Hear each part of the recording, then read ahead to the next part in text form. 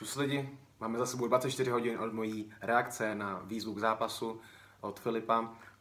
Od té doby jsem Filipa kontaktoval, Filip mě kontaktoval zpátky, choval se slušně, v pořádku, všechno super a domluvili jsme se na tom, že se v pondělí potkáme a řekneme si co a jak dál a na nějakých podmínkách.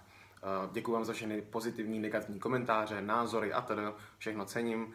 Obecně bych rád jenom řekl, že jsem za ten den taky strávil spousta času s managementem a s lidmi okolo mých stránek a věcí, které řešíme tak, aby jsme vám předávali co nejvíc kvalitní obsah a co nejvíc pozitivní a co nejvíc správný obsah. A tak nějak jsem si procházel skrz Filipovy videa a musím říct, že tam je hodně věcí, které jsem ani nečekal a vzhledem k tomu, že se tam ukázalo i něco okolo drog a okolo politiky, tak jsem si jenom rozhodnul si ten celý segment a celý ten zápas, všechno okolo toho přenést na stránku a na média, sociální média Barbaru. Nechci, aby jsem na této stránce propagoval tohleto v takové míře. Myslím si, že a vím, že moje stránka nebo moje sociální média mají tu možnost dát tomu nějaký trochu větší hype a nerad bych,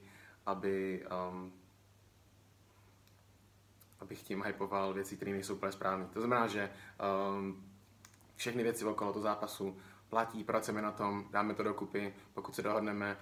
Sledujte stránky Barbaru, bude tam všechno, uděláme tam nějakou delší verzi toho, co vám teďka říkám, abyste mohli nějakým způsobem následovat to, co se bude ohledně toho zápasu, ohledně těch zápasů případně dít. To je všechno, pokud jde o tohleto. Jinak, předchozí video, to, který jste tam dneska mohli vidět, tady u mě na stránce, dám do složky private, tedy soukromí. A to proto, že ho nechci mazat, jak už jsem slíbil v popisku toho videa, ale zároveň nechci, aby jsem dál propagoval a podporoval v takové míře tolik špatných věcí.